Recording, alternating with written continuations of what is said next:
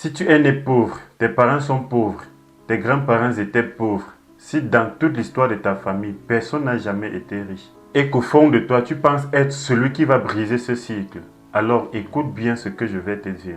Parce que ce que tu t'apprêtes à faire, ce n'est pas juste normal, c'est peut-être la mission la plus noble de ta vie. Mais briser la pauvreté générationnelle, ce n'est pas juste gagner plus d'argent, c'est de remettre en question des peurs, des croyances, des habitudes que ta famille traîne depuis parfois des décennies. Tu ne pars pas de zéro, tu pars peut-être de moins 20, de moins 50. Et cela ne peut absolument rien contre une âme bien déterminée. Mais avant de te lancer dans cette bataille, il y a 3 obstacles majeurs que tu dois connaître. Et le troisième va peut-être te surprendre, parce que c'est celui que tu attends le moins. Donc reste jusqu'à la fin de cette vidéo pour non seulement le connaître, mais aussi pour te préparer à l'avance, parce que cela va t'arriver inévitablement. La pauvreté n'est pas seulement financière, elle est psychologique et émotionnelle.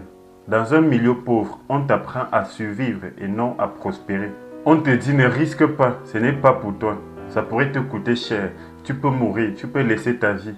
Et lorsque la certitude domine, la croissance fait peur. Quand tu finis d'analyser tout ce que tu peux risquer, tout ce que tu peux perdre si tu te lances vraiment dans ce projet, cela ne peut créer qu'une émotion de peur en toi. Et ce qui te pousse à ne même pas essayer avant d'échouer.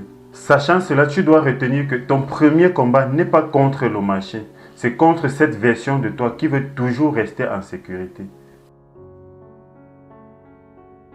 Quand tu changes de trajectoire, tu changes de fréquence. Tu vibres autrement, tu ne penses plus de la même façon. Et comme tu ne penses plus de la même façon, tu agis autrement. Et comme tu agis autrement, tu n'acceptes plus les mêmes limites. En ce moment, tu commences à être mal compris. Tu deviens même une menace pour les autres. Tu deviens le fou, celui qui ne sait pas ce qu'il fait. Sauf que cette mission, ce n'est pas toi qui l'as choisie. C'est le Dieu qui t'a envoyé sur terre qui te l'a confié.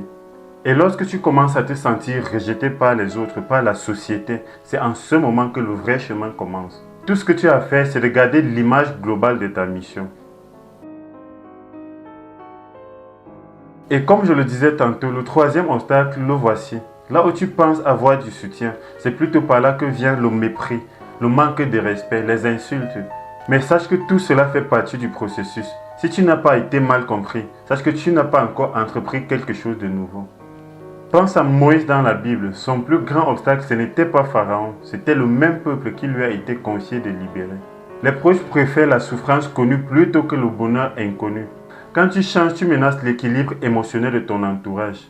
Comme la pauvreté les a éduqués à la sécurité, alors ton futur bonheur, ta prospérité que ce n'est que toi seul qui peux voir, devient donc une menace. Et comme le décrit Joseph Campbell dans son livre Le héros à 1001 visages, cet appel est très noble. Tu vas souffrir, tu vas traverser des obstacles, mais à chaque situation, il y aura toujours quelqu'un pour te tenir la main. Et quand tu auras réussi, toutes ces personnes qui te trouvaient avant comme une menace vont te suivre sans plus broncher un mot. Et en ce moment, tu deviens le héros national. Et si aujourd'hui tes proches ne sont pas avec toi, ils te rejettent, ils ne te soutiennent pas, sache que ce n'est pas par haine.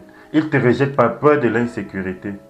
Et lorsque tu te fais moquer, personne ne te comprend, personne ne te soutient. Cela ne voudrait pas dire que tu te trompes. C'est parfois un signe que tu es en avance. Comme Steve Jobs qui se faisait moquer lorsqu'il disait qu'il va fabriquer un téléphone avec un écran tactile. Peut-être tu n'es pas né dans cette famille pour être compris, mais pour être celui qui change de trajectoire. Briser un cycle générationnel demande du courage, de la solitude et une foi inébranlable que personne autour de toi ne partage encore.